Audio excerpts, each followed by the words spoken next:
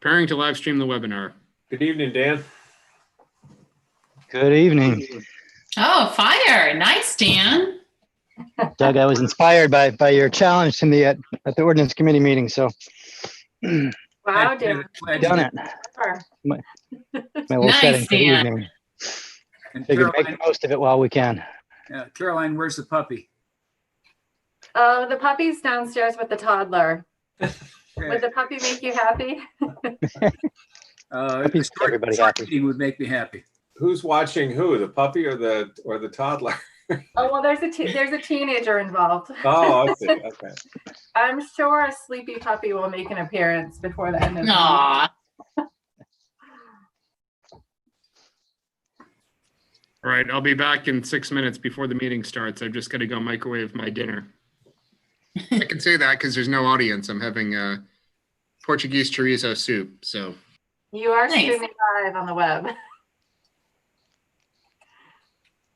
I apologize to Facebook and FCTV3 for broadcasting my dinner selections. Did you make the dinner? Did you make the dinner, or somebody make that for you, or did you have to go? Oh, I made that. I'll share a recipe with you sometime if you're interested. It's good. All right, Caroline, can you text John and let him know to go if he's not already gone? Sure, I will. Dan, we can't see the fire now. Oh, I didn't want it to be too distracting. Oh, it's I'll lovely. leave it there in the corner for Tawny, ambiance. do you have a flag handy, Tawny? Yes, I do. Because the police department came and got my flag for color guard practice. So I'm ready. be ready. Sorry for my absence last week. What's the over and under on Chip being on time? Chip's excused tonight. Oh, he skated already. Chip and Sarah will not be joining us, Okay. but I am expecting to see Eric. I'm not sure where he is right now. Well, we have a quorum. Anyway. We do. Yep, we do.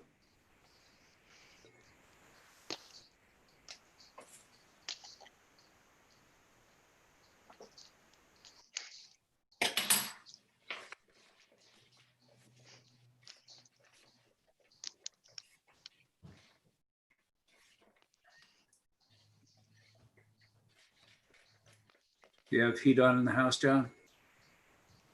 I've got a fire going in my wood stove, but we try and hold out here till November 15th before we turn on the furnace.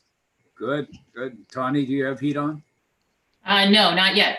I just turned the AC off in my bedroom. I like it nice and cold. Open the window. It'll be cold. Yes, it was really nice. Actually, I did that last night. I'm looking for more blankets, so I don't Yeah. have to turn on anything.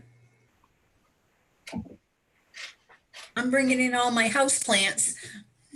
Well, Yeah. You live out in the country, Sharon. I know it gets cold out here, unfortunately.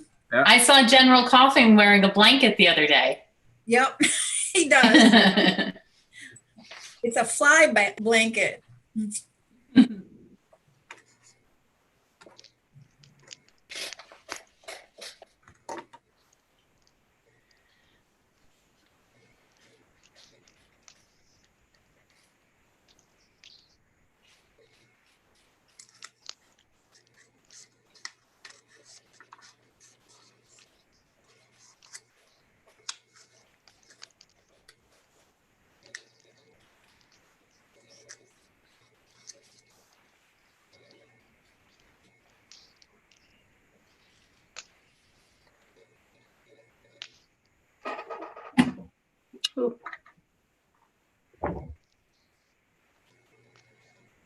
So what type of wood are you burning?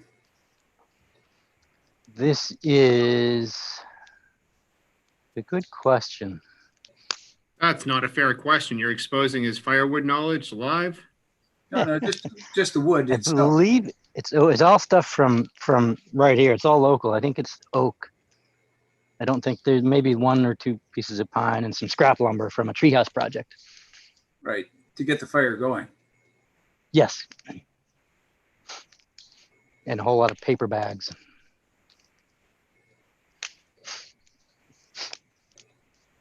So we get a surplus of paper bags with this virus situation.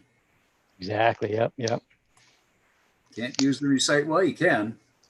I'm getting to the point where I say, just put it back in the cart. I'll bag it. Yeah. Now you can use your own bags again, right? You didn't used to be able to, but now I think if you bag them yourself, you can bring You your bag own. it yourself, yeah. Yeah. Yeah, most street can, but it's book cover season, so we need the paper bags. Normally it's really Oh. hard to find them. How many do you need? Yeah. To be determined. If I need more, I think I 200, know where to find 300, them. I got plenty. You know where to go. Yeah. I think Dan's going to be the determining factor for how long the meeting goes. He's going to sit outside. My right side is going to get very, very hot. So I'll either need to move or end the meeting. Right. I think it's the mosquitoes that are gonna get to you. Yeah. Not with this smoke. The smoke's going to get to me before the mosquitoes.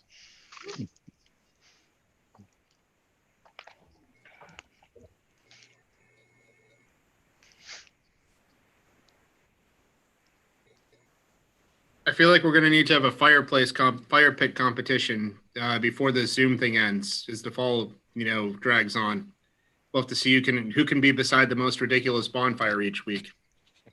I've Bring got it one. I've got a big slash pile. Next council meeting, I need people. challenge accepted. Come with your marshmallows. Can we set up the TV camera down at the burn pile? Or you could set up a phone or a webcam or something for sure. Oh, we've got that big truck out, that the boys have. Yes, we will send them over just so you can zoom out at the slash pile. Perfect. I'll be quiet now because it's now 6:30. I don't know if anybody just saw the sunset, but it looked like the original Star Wars movie in the desert with the haze from the fires. You can look right at the sun. Dan, you might get a piece of it right there, but Yeah, it's through the trees. Yeah. you can stare right into the sun without even leaving a mark behind on your eyes. It's so hazy out there. It's crazy. Looks like using the eclipse glasses. All right. I believe we have all members present who are going to attend this evening. So let's get going on our meeting. We're recording, so we're ready to start. Call the meeting to order. Freeport Town Council meeting number 2020 on Tuesday, September 15th, 2020. The time is just after 6:30 p.m. Welcome to our town council meeting on Zoom.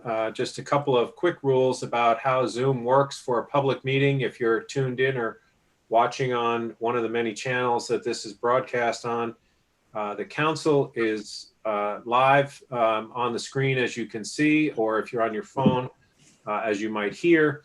There are several portions of the meeting that are available for public comment, and we will indicate those as we get to them on the agenda. At that time, you will have an opportunity, if you wanted to address the council, whether it's on a non-agenda item or on an agenda item. The fashion for getting recognized to speak is to use the raise hand feature on the Zoom screen, or you can do *6 if you're calling in on your phone. That will indicate to the manager who is monitoring the queue that you wish to speak, and you'll be recognized and then moved over to the participant side of the presentation and be able to talk in live time with the council. So we'll go over those rules again when we get to those segments of the agenda for public participation. Our first order of business for our council meeting this evening on the 15th is the Pledge of Allegiance. Tawny, could you please show the flag? I pledge allegiance to the flag of the United States of America and to the republic for which it stands, one nation, under God, indivisible, with liberty liberty and justice for all. Thank you. It's very nice to have that handy. Before we go any further, I should call attendance to make sure that we know who we have here and that Sharon can document that in the minutes.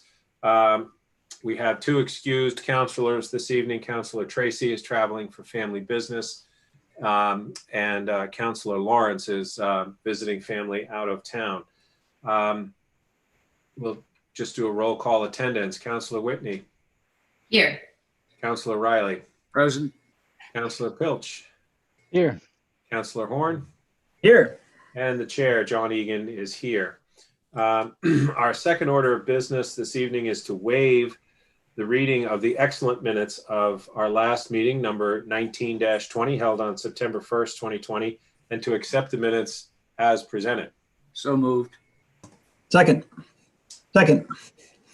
Any reason for discussion on the minutes? We have a motion. All right, we'll take a vote to approve the minutes as presented. Counselor Whitney, Yes. Counselor Riley, Yes. Counselor Pilch, Yes. Counselor Horn, Yes. and the chair votes yes. The minutes are accepted. Thank you, Sharon. Welcome. Our third order of business is announcements. I have a few, and then we'll go to counselors for their announcements.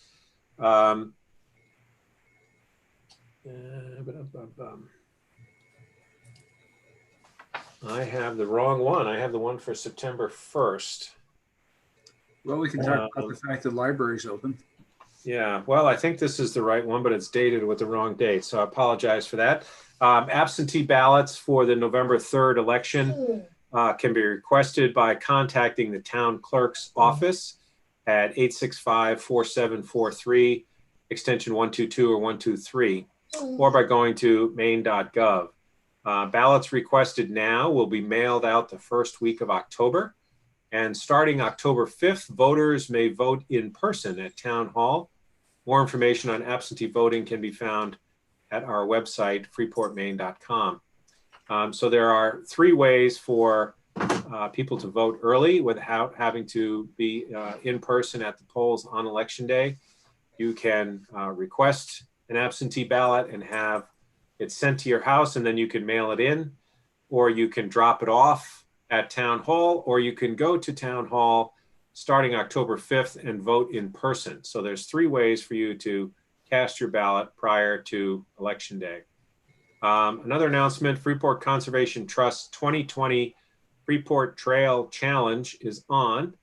COVID-19 has changed the way many of us do things, but fortunately getting outside is still considered a safe activity. Hike the 4 specified Freeport trails and you will win a prize. You can print your own passport at freeportconservationtrust.org and have your passports mailed to you by calling the Freeport Conservation Trust at 865-3985, extension 212. You can also enter by sending Freeport Conservation Trust pictures of yourself on each trail. For the safety of everyone, please keep your distance from other parties in the parking areas and on the trails. Please leash your pet and wear masks if other people are around. I'd also like to take note of a very sad announcement that I received earlier, the posting of George Denny's obituary, and I was unaware that Mr. Denny had passed away, but that's an extreme loss for the town of Freeport. He was an extremely tall figure in this community and featured heavily in the transition of Freeport from a factory town to a retail destination and tourism focused town. Mr. Denny served extensively on a number of committees, but also specifically focused on the beautification of downtown. He was a business owner and used his connections in the business world to provide an enormous amount of benefits to our community. And a lot of what we see downtown today is a direct result and has Mr. Denny's fingerprints on it. So we are sad to miss George Denny. That's it for my announcements. Other counselors have any announcements to make? Councilor Pilch. Just a reminder that there is still plenty of room left in our small business COVID loan fund.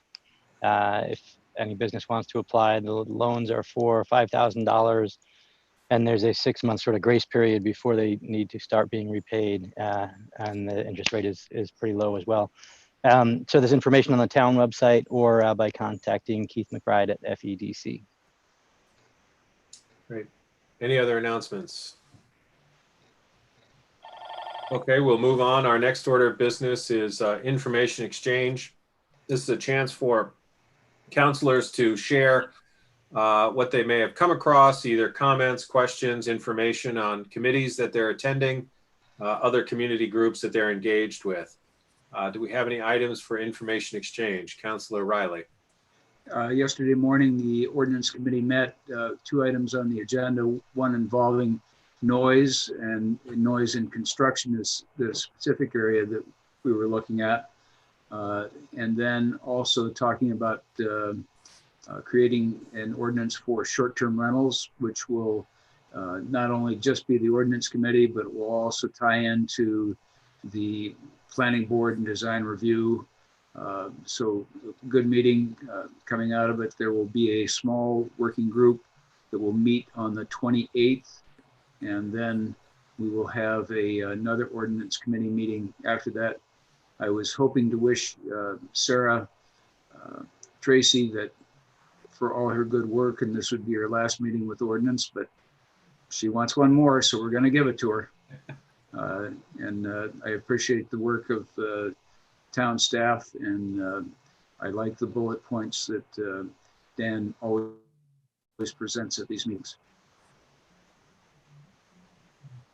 Quick question. Can't hear you, Eric.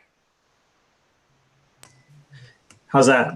That's good. Quick question for Councilor Riley. Can you remind us when the Complete Streets is going through ordinance and when that may come to us, the council? I forgot. Already gone through us. It's already at council.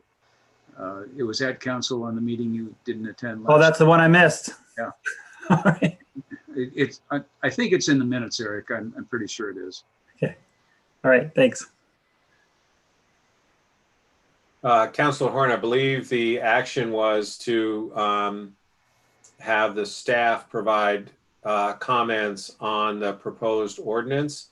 There were very few comments from councilors on the proposal as it was presented by the committee. However, the staff had yet to see the final proposal, and those comments have now been submitted by staff. And so I believe very likely at our next meeting, we'll have it as an action item for adoption. Okay. Thank you. So no vote yet. No vote yet. Got it. Thanks.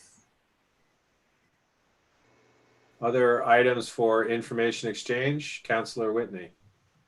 Yes, I have been fortunate to be working closely with Mary Davis, the president of FEDC, doing our due diligence and interviewing different consulting firms. The process that we've found with each consulting firm is similar, but their experience, ideas, and price tags are very different. With each interview, we've learned a lot. We have another interview coming up on Monday. And then in 2 weeks from today, Mary and I will present our findings to FEDC in the morning. And then in the evening, I will present to the council and to all of you out there. So it's been exciting. Also working with business owners around town with an idea of possibly opening up some of our vacant storefronts to the school, if possible, if they decide to go, if it's a time where they could go green, where we might be able to help spread the students so that they could have some safe distance learning. So it's just something brewing. And also similar to what Dan said, we have a COVID relief fund for individuals who have been affected by COVID personally. So if you have lost your job, due to COVID and you're finding it difficult to pay your mortgage or your rent, you can contact Johanna at the town hall, and there are some funds to help with that relief. Thank you.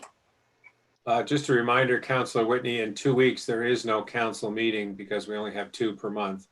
So it'll be it'll be in 3 weeks, the first meeting in October, for your presentation after FEDC. Okay, Councilor very Riley? good. 3 weeks. And my question for you is, remind us, what are we interviewing these consulting firms for? For the revitalization of downtown that we discussed during our budget season. Thank you. I don't have any specific recommendations to make, but we have heard previously, a little bit earlier this in midsummer, from our Sustainability Advisory Board on some recycling suggestions. And we did decide to not take any action on any particular plan after a significant amount of feedback from the public. However, I think the committee is waiting for the council to provide some specifics about alternative, or not alternative, but additional directions and efforts that as a community we can make to, again, address the goal of increasing our recycled volume and decreasing our solid waste volume at Eco Maine. So I don't have anything firm to recommend here this evening, but I would like folks to think about it. It'll be on our next agenda at the beginning of October to invite a member of the Sustainability Council to come. And I think it's important for us to provide some clear direction on ideas that we may have or specific parameters. And even if it's let's not do this and let's not do that, that's still helpful direction to the committee. And I think that we still have an unsolved goal in front of us, which is how to improve the ease and volume of recycling in our community. The raw data at Eco Maine shows that our community is doing a very reasonable job of recycling. We're right in the middle of other community in terms of statistics. Certainly the feedback that I've received over the past 8 weeks or so has really been focused on, I'm all in favor of recycling, but just don't, get into those other items that we were talking about or hadn't even talked about yet. So I think there is a general consensus that a lot of people, not everybody, a lot of people are interested in more convenient and easier ways to recycle. And I think it's incumbent upon us to respond to that and give direction to our committee who can come up with the specific solutions. So again, I don't have anything tangible this evening. This is just, I don't want the issue to go away. And I'm not sure what the structure will be at our next meeting in early October.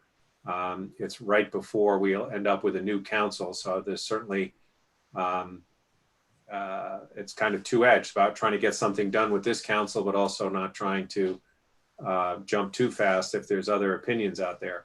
So anyway, there'll be a discussion at our next meeting on direction that we can provide to the FSAB on recycling. Can we make sure that we invite Rod Ruggiero to be present for this?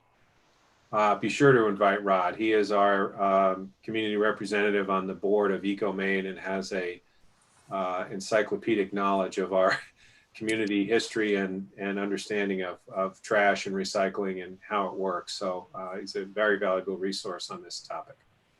I'll be sure and invite him and hopefully he can make it. Any other announcements? Okay, we will move on to the next item, which is the fifth order of business, town manager's report. Peter Joseph.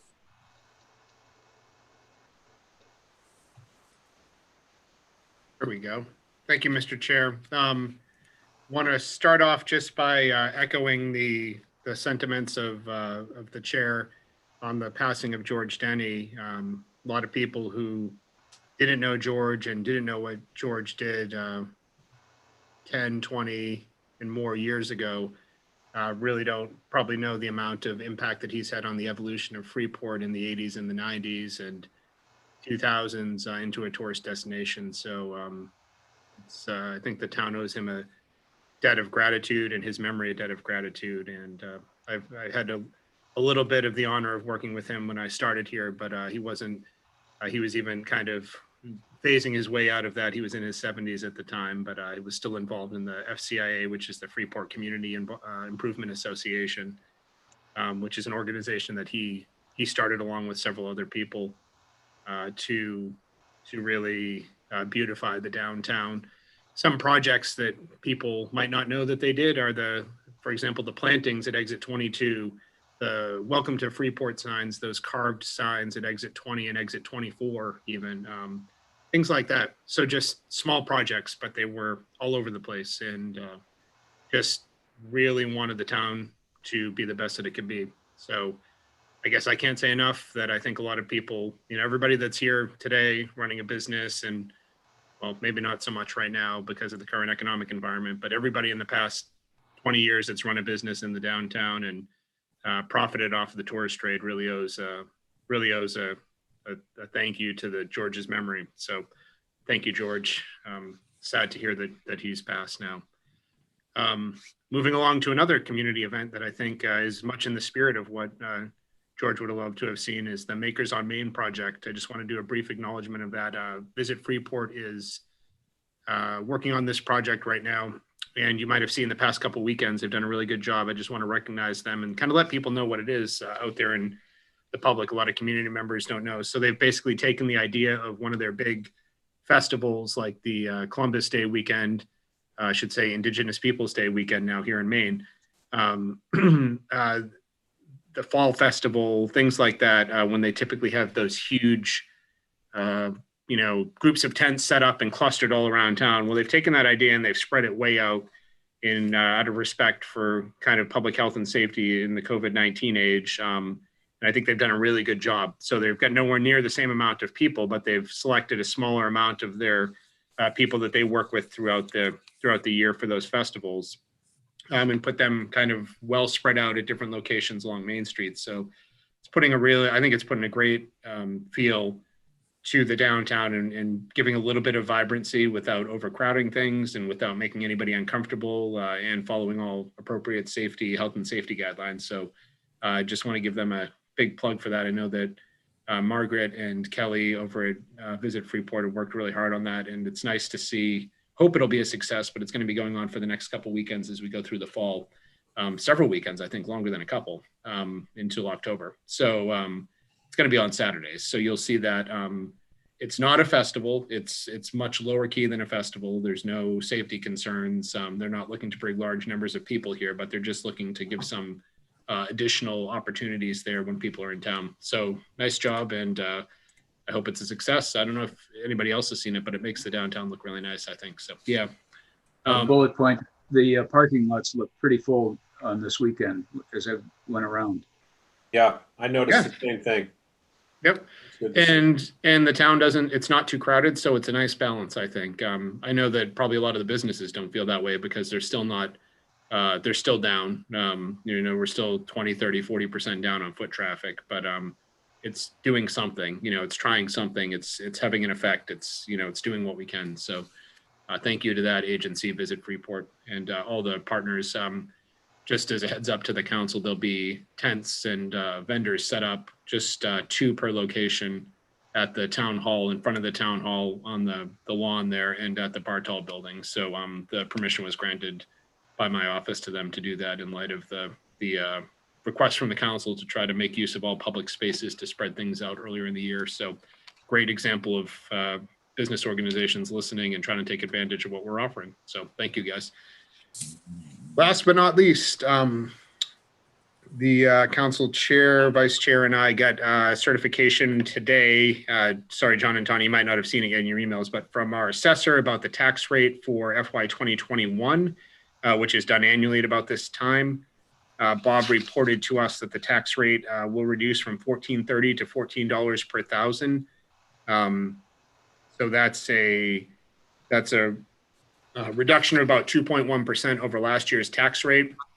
Well, that's good news. There's also further news, which is that due to residential development and demand, there's a slight increase in residential values across town, which will compensate for the 2.1% reduction. If you remember, we had a flat budget last year. So when all of the taxing entities have a relatively flat budget, any drop in the valuation or raise in the rates or vice versa is reflected on the other side. So there will be a slight increase in valuations on residential properties, and also due to business concerns, vacancy rates, revenue losses, sale losses, things like that, there will be a slight reduction across commercial properties, specifically though in the downtown and in the tourist and retail trade sectors. not necessarily the businesses that have been open and outside of the downtown area. Things like restaurants, hotels, retail shops. And keep in mind that this is for the tax year ending April 1st of this year. So this is the valuation as of April 1, which will not reflect the brunt of COVID related business value losses, property tax losses, which would be reflected.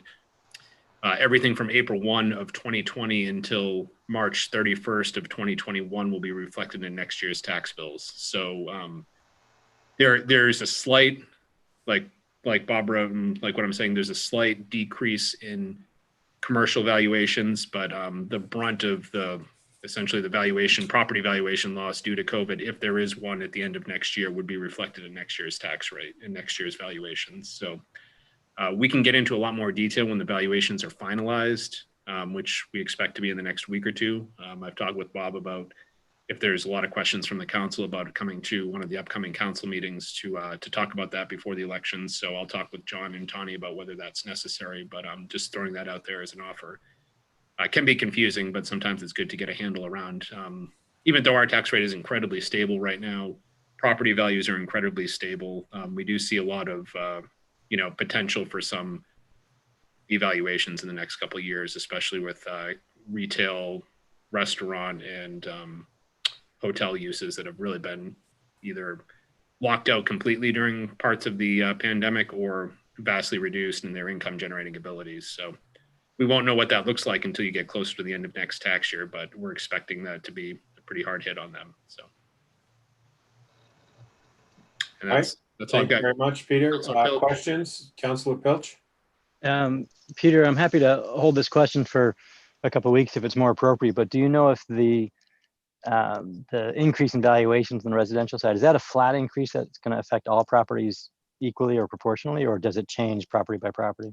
Yeah, it's by class, and I don't have any more detail than that. So he breaks it down into groups, and that are single family homes, in different neighborhoods, inland, waterfront, North Freeport, downtown Village might be different classes, and then there would be condos, and then there would be multifamily residential and things like that, like apartments. So there's a bunch of different classes, and I don't know the specifics of how we got to the 2.1%. That's and Bob hasn't published all that yet, so it's still in his workbook phase. He's still kind of finishing those numbers for the commitment, but yes, it would vary based on, and that's directly tied to sales. As you know, the real estate market is insane right now.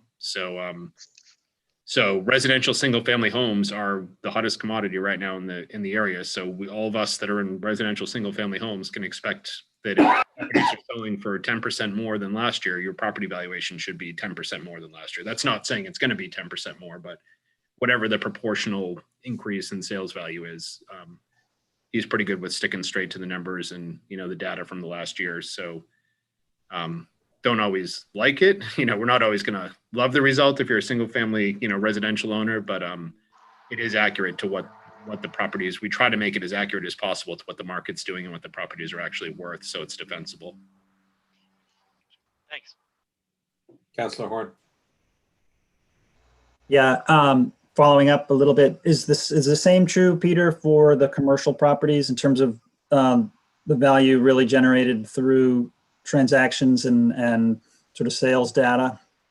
And portion of it. I know that our assessing team uses a mix of income and sales approach. So income approach is how much income the property can generate. For example, the payer is usually not the business. Like, a lot of people have a landlord who owns the property and then leases it to the store if it's a retail business, for example, or a restaurant.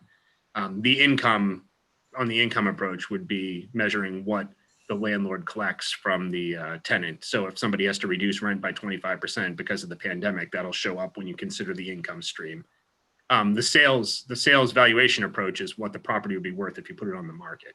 So it's always a mix of those two factors, because real estate is, commercial real estate is determined not just by what the vacant land and the building are worth if you put it on the open market, but also what the business that's in there can generate and what the figures have been. So he balances both of those. Income approach doesn't really apply to a residential property because unless it's a commercial multifamily, in which case it's really a commercial property, not a residential property. So it's a mix of those two. And that's where the, period of time when people were down 50% in the pandemic in sales and things like that will definitely play in. We landlords, I'm sure, are not collecting their full boat rent in every single case, in every single property in town. So that is all, that income data is all, that's all submitted often. I shouldn't say always, but it's often submitted to the assessing department in order to back up a claim from the property owner. So he's already been in touch with a lot of those property owners this summer. But again, that was only for the period ending April 1st. There'll be a much, probably say much more information forthcoming from property owners about their, their valuations and incomes and things like that, starting on as we get closer to April 1st of next year, when the values will be taken anew. So. Got it. Thank you. Thank you. Great questions. Thank you, Peter. Our next order of business is the public participation segment of our agenda. This is an opportunity for members of the public to address the council, whether it be with a question or a comment or sharing some news. And it is specifically focused on non-agenda items. We have a pretty light agenda this evening, but if you are here to talk about one of the few items that are on our remaining agenda, please wait for those to come up and we'll recognize you then. But if you are here to make a general comment or question or have something to share with the council on an item that is not on our agenda, this is the time to participate. And for ease in the managing participants in the Zoom platform, we ask you to use the raise hand feature. So if you are looking at the screen, you would click on the participants button. That will open up the list of names, and then you will see a breakout of attendees and participants. If you are interested, use the raise hand. That will highlight your name or phone number, and then the manager will recognize you and bring you over to the participating live side of the platform, and you'll be able to address the council. So Peter, do we have anybody that would like to address the council? We do. I've got David Stevenson in the audience. I will bring David over. Please do. Good evening, David. You're live. Good evening, council members. My name is David Stevenson. I'm a small business owner and currently lease the building located at 24 Noble Drive, which is operated as a medical marijuana facility. I would like to thank the council for taking the first step towards opting into the adult use program by providing an informative meeting roughly a year ago. And I would request that we move forward with the next step of generating ordinance language that the town could vote on, as we had talked about. Please help support our local business during these tough economic times. And please feel free to reach out to me if I can help. Thank you. Thanks very much, David. Councilor Riley? I believe it is time for us to have it as an agenda item again.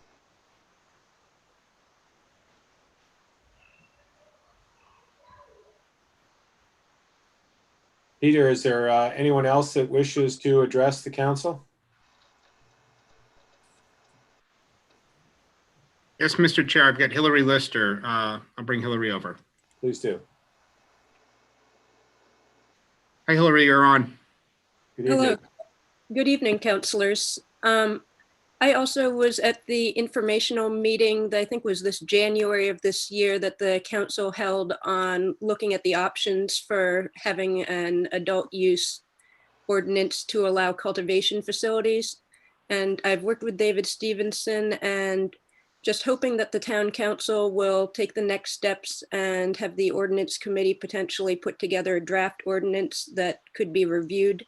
Just because this is a really lengthy process right now, especially with more time between meetings. This is something that if the ordinance committee could develop that, then it could eventually get to voters hopefully next year. And it would allow some local businesses to be able to stay in Freeport and be viable. And I thank you and would be happy to answer any questions as well. Thank you. Thanks very much, Ms. Lister. Thank you.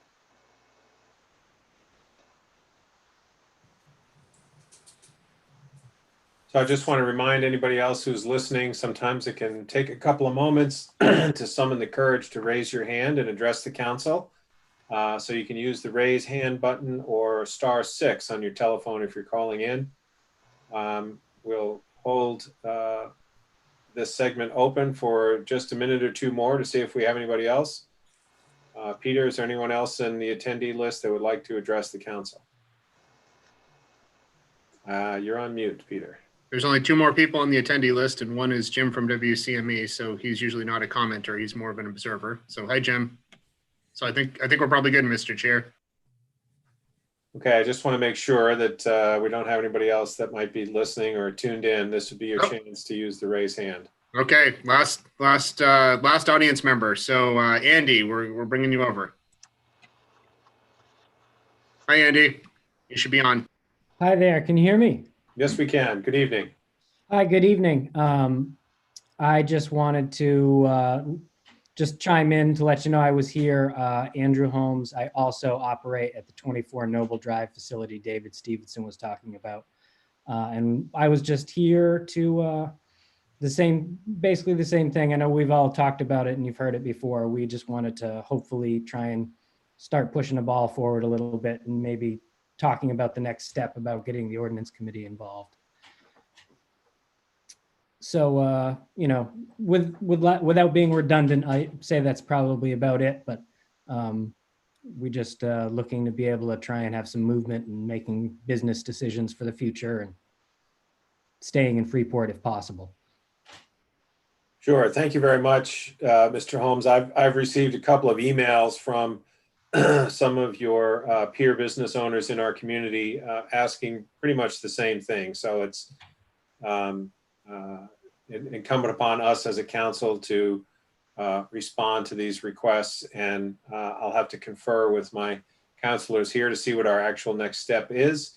It does seem like some sort of draft language potentially coming out of the ordinance committee might be the next formal step, but I think we have to have an informal conversation first about what pathways we may want to choose as a community. So thank you very much for presenting, and the issue will be addressed. Thank you very much. I can safely say there's nobody left in the audience. Okay, so we will close the public participation portion of the agenda. Thank you all for joining us, those that spoke. Our next order of business is to take action on the following items as read by the council chairperson relating to the consent agenda. Item number 142-20, to consider action relative to adopting the September 15th, 2020 consent agenda, a copy of which was included in your council packet. There are just 2 victulars licenses on that agenda. Any reason to take those off of the consent agenda for a discussion this evening? Seeing none, Councilor Horn, could you please read the be it ordered? And we'll take a motion there. Sure.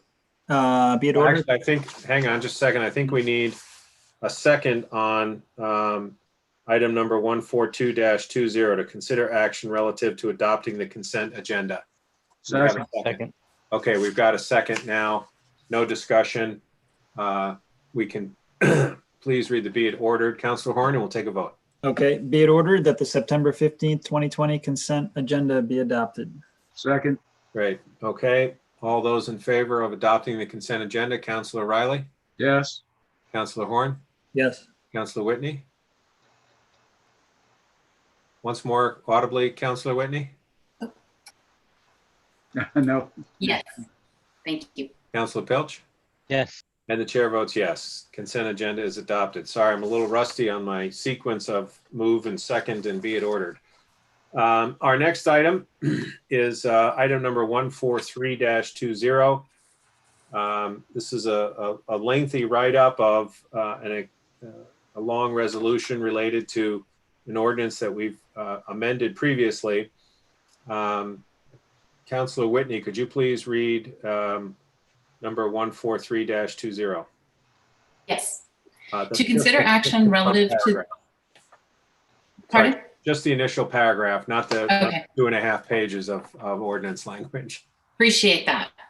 To consider action relative to the reenactment of Freeport Ordinance Chapter 60 Emergency Ordinance, temporary suspension of certain ordinance standards to safely accommodate expanded outdoor business activities due to COVID-19, with minor amendments to affect September 16th, 2020 until November 30th, 2020, pursuant to the Freeport Charter, Section 2.14, Emergency Ordinance.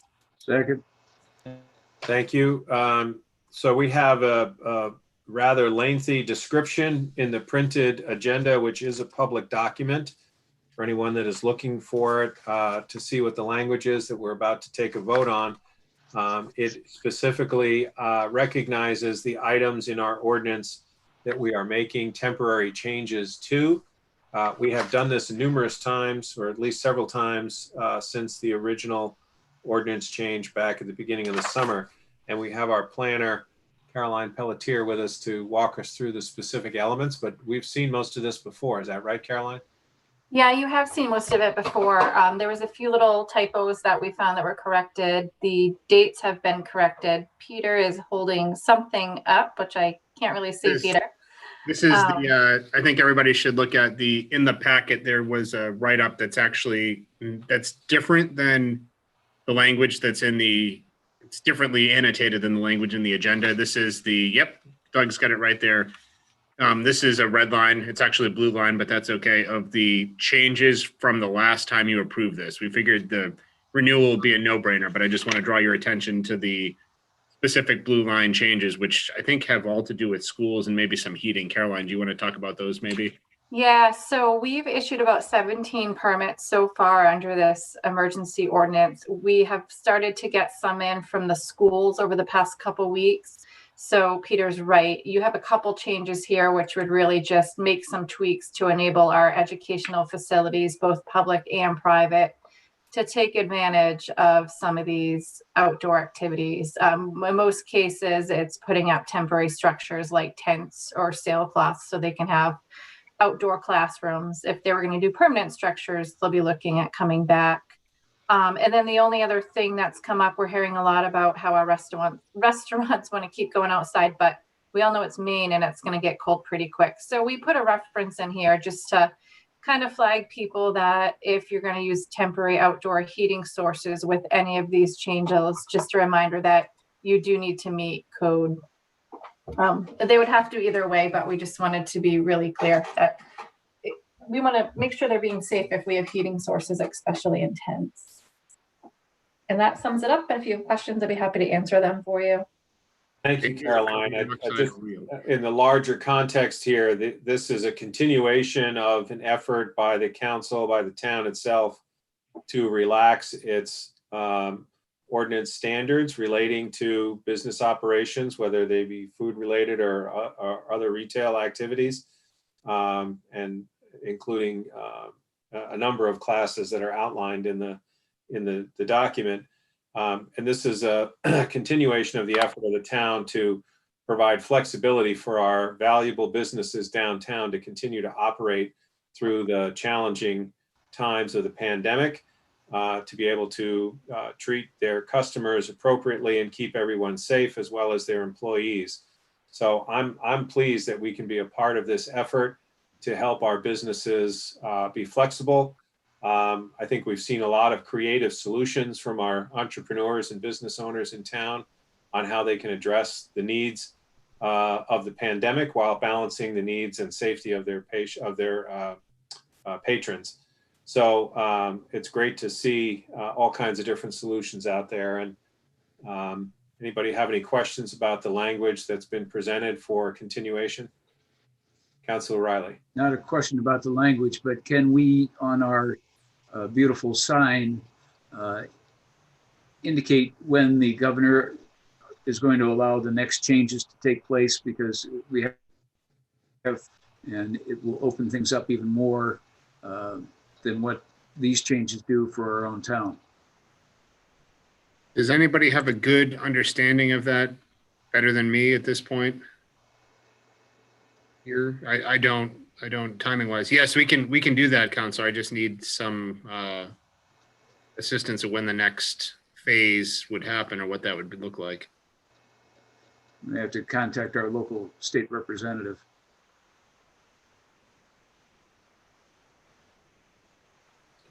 Yeah, I would agree. There's probably either some tool through MMA or possibly GP cog that we could get to that would provide guidance to municipalities. I mean, we have a number of associations and networks that we connect with to maybe get that information. So we're not one of 50 towns calling the governor's office. When are things going to change? So hopefully we can find that out. So on the state website, the most current information says stage 4 TBD. That's all I've got.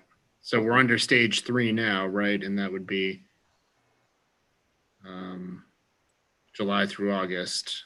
Right. They're TBD, and that's stage. The next stage would be all businesses open and operating with appropriate safety modifications. So no restrictions. I can't imagine we're going to get to that until next year sometime. I don't know. Maybe I'm being pessimistic, but Well, it was scheduled for now, and then it got extended another 30 days. So we're on a tightrope right now, finding out which way we're going. Yep. Yeah. Hopefully not off the tightrope. I'll do some research into that, Doug, for you. School districts are in the same boat. They're trying to figure out how to manage their hybrid activity as well. All right, any other questions about the language that's been presented and described by Caroline for extending the flexibility and the temporary suspension of certain aspects of our land use ordinance? I'd add that we've got a couple other changes that we're working on due to requests from businesses that may come in front of the council if we can come up with a good way to work on that. But I'd encourage any other businesses that have specific difficulties due to the pandemic, other than the fact that the pandemic exists, which we can't help. But if there are business type of difficulties that you're having due to Freeport and any of our regulations or anything like that, that can be easily changed so you can do business better, I'd encourage people to reach out to Caroline, to myself, or to anybody here at the town office, and we'd look at least to see if there's something we can do safely to, take away whatever's in the way of those businesses surviving at this point in time. So we may have a few other suggestions coming to you in the next 2 to 4 weeks. Okay. Any other questions before we take a vote? All right, we have the presentation of the information and the details as presented. We'll take a vote now. Councilor Riley? Yes. Councilor Horn? Yes. Councilor Whitney? Yes. Councilor Pilch? Yes. And the chair votes yes. Temporary ordinance is extended. Thanks very much, Caroline, for providing that detail for us. Our next item is item number 144-20. We consider action relative to approving proposed amendments to Chapter 46, the General Assistance Ordinance, and appendices A through D and H for the period October 1, 2020 to September 30th, 2021. Councilor Pilch, if you have enough daylight there, could you please read the be it ordered? And warm enough. I'm plenty warm on half my body. To consider, be it, just the be it ordered part? Yeah, read the be it ordered, Yeah. right. Be it ordered that a public hearing be scheduled for October 6, 2020 at 6:30 p.m. via Zoom meeting to discuss amendments to Chapter 46, General Assistance Ordinance, and appendices A through D and H for the period October 1, 2020 to September 30th, 2021. Second. So we're just setting a public hearing for this discussion. We'll have some more information available at our next meeting on October 6th. Peter, is there anything in particular that's driving this, or is it just? This is an annual occurrence. Most years, it would be a shock if it didn't happen. Anytime general assistance, essentially any welfare dollars that are spent through the General Assistance Program, which is a state-run program, have to conform with the state rules and regs. And one of those things are dollar amounts, value amounts, limits, things like that, monthly calculations on what can and can't be supported through the GA, we call them general assistance, the GA dollars from the state. So our local ordinances, which is what's referenced here, have to be updated on an as required basis whenever the state makes changes. Specifically, these appendices that are referenced are dollar amounts for monthly costs like apartment rentals and things like that, and or housing that can be supported by town and state GA dollars. Great. So we'll take that up at our next meeting, public hearing, routine ordinary adoption of that. Guess we have to take a vote to set the public hearing. So we have a motion. Do we have a second? Yes, I second. All right, so we'll take a vote on setting the public hearing. Councilor Riley? Yes. Councilor Horn? Yes. Councilor Whitney? Yes. Councilor Pilch? Yes. And the chair votes yes. So we'll set that for a public hearing. Our next item is number 145-20 to consider action relative to the junkyard automobile graveyard license renewals. We've got some information on the two business owners and the businesses that are presented for renewals of their license. Councilor Riley, could you please read the be it ordered? Be it ordered that the following junkyards / automobile graveyard licenses be approved, conditional on the inspection and approval by the code enforcement officer and fire chief. Number 1, Freeport Auto Parts Incorporated at 33 Allen Range Road. Number 2, DBA Incorporated at 13 Allen Range Road. Second. Sorry, Okay. second. Moved and seconded. We have a little bit of information. Before we get to a presentation, brief presentation by the manager on this process, do we have any questions about the items that were included in the agenda from councilors? Pretty straightforward. The key items that I've looked for in the past on this is, are any of these businesses in violation of state environmental laws in terms of what's going on in their property? And we have evidence that neither one are having any issues or in violation. So Peter, does this appear to be pretty straightforward here for the license renewal? Yep, very much so. There are essentially two junkyards that run that are licensed here in town.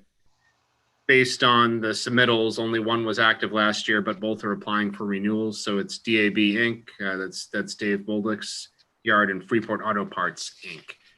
Freeport Auto Parts was not active last year, but they're still looking for renewal. There's no violations that we're aware of. Based on requests of previous council, several years ago, the code officer now contacts the various enforcement departments at DEP that have oversight into junkyard businesses and confirms prior to renewal that there are no outstanding issues that the state is aware of or that the town is aware of any of the applicants. And in this case, they're both good to go. Very good. Any further comments or questions from councilors before we vote? All right, Councilor Riley, Yes. Councilor Horn, Yes. Councilor Whitney, Yes. Councilor Pilch, Yes. and the chair votes yes. License renewals are granted to Freeport Auto Parts Inc. and DAB Inc. Our next item, which is our last item on the agenda at 7:22, item number 146-20 to consider action relative to signing the election warrant for the November 3rd, 2020 municipal election. Councilor Whitney, could you please read the be it ordered? Be it ordered that the election warrant for the November 3rd, 2020 municipal election be signed. Second. Peter, do we, I don't think we have much to talk about here. I mean, the ballot is the ballot. It's one of those things that you can choose not to sign it, but I think that some people at the State Elections Bureau would be pretty angry at us if we didn't notice it properly. So Right. not really an option. You can look, it's more for you to look over the content and make sure that it mirrors the vacant seats that we are to be voting on, the correct locations of voting, and the notices and times and things like that. So you've got a copy of the warrant. I do have to check with Chris about signing this if there are alternate provisions this year due to COVID, whether or not you've all got to appear, at least 4 of you have to appear 4 of the 5 who voted on this may have to appear, at least a majority of the municipal officers to sign one of these originals. Yeah. I'll have Chris contact you. The state may be allowing the attestation of the clerk with an official record of the meeting to suffice this year, as they've done in a couple things, but I'm not sure of that. I'll have to check with her. Since the 5 of us are voting this evening, does anyone have an objection to appearing at town hall to sign this document in front of Chris Wolf or some other municipal official? No. No, that'd be perfect. That'd make it a lot So easier. we'll just appear. There's an item on here that answered a question I had, which is when are the absentee ballots processed? And it's clear that it says starting daily on October 26th, November 2nd, 2020, and until 9 a.m. until complete each day. So for people wondering if they're voting early, if their votes are quote unquote counted, in fact, they are. So the ballots are being processed starting November 26th, absentee ballots and early voting ballots. So if you're voting early, you can rest assured that your vote is counted prior to Election Day. Those results are not released. But That's Monday starting the week before. Typically, they only do Friday, Saturday, Sunday, or Saturday, or not at all if it's a small election. But I think they're anticipating at this point that due to the bulk of the responses being through absentee, those will be processed actually in the council chambers with election workers. Again, same process we use for elections. So you'll have members of both parties represented. So people always usually get a little relief from their nervousness when we point that out, is that nope, our election workers have to be comprised both of the major parties. If there were 3 or 4, they'd have to have representatives all 3 or 4 registered parties. So it's good. Okay. It's seen by multiple people. well, if you can let us know by email, will this be available before our next meeting at town hall to sign? I think it's gonna have to be done a lot sooner than that. I'll check with her, but I'll have Chris email individually if you're needed to sign. It may have to be done this week, or there may be provisions where she can just do it. So Okay, I'll just I should have add, known that before tonight's meeting. I'm sorry. I apologize. often Chris sends things to both of my email accounts, my work email and my council email. That would, if we have a short time frame to get down there, that would be wise to use both of my email accounts so to make sure that I get that notice to drop into town hall. Does that mean you get to sign twice? No, just once. Okay. So we'll get that addressed. I'll see if I can give her a call right now, Mr. Chair. I'll see if she's available. It's only 7, so. 7:26.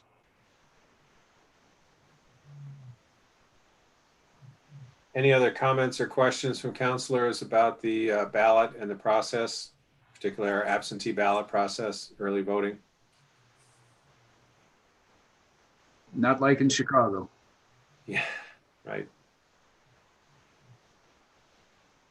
I don't think there's a chance to overstate how many opportunities we have to encourage absentee and early voting to avoid having to wait in line potentially with large crowds on election day.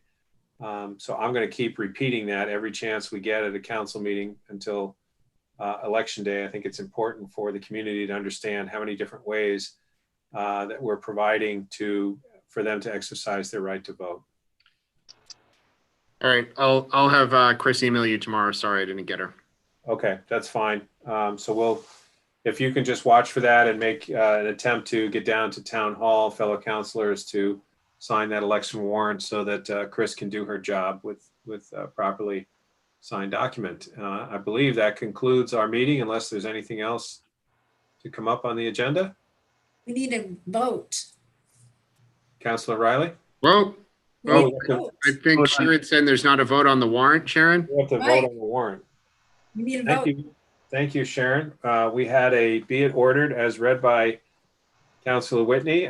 We now have to take a vote on, I thought maybe the action was to sign the warrant, but we have to take a vote on accepting the warrant that will be signed. Thank you, Sharon. Councilor Riley, Yes. Councilor Horn, Yes. Councilor Whitney, Yes. Councilor Pilch, Yes. and the chair votes yes. I apologize for being very rusty on my. Sharon, you just saved the most contested election we're likely to see from possible disaster in the town of Freeport. Thank you. You're welcome. Would have known you would be the hero of this election this early. Councilor Riley. If there's no other business, I move to adjourn. Second. Second. And we have a second on that. Councilor Riley. Yes. Councilor Horn. Yes. Councilor Whitney. Yes. Councilor Pilch. Yes. And the chair votes yes. 7:29. Thank you all for a very efficient meeting. Thanks very much, Sharon, Peter, Caroline. Thanks for your presentation on that material. Stay warm, Dan. Fun. Toasty. Toasty. Thanks, Congratulations everybody. on making panel time, Mr. Chair. All right, we'll see you. Good evening. Thank you. All right. Good night. Bye.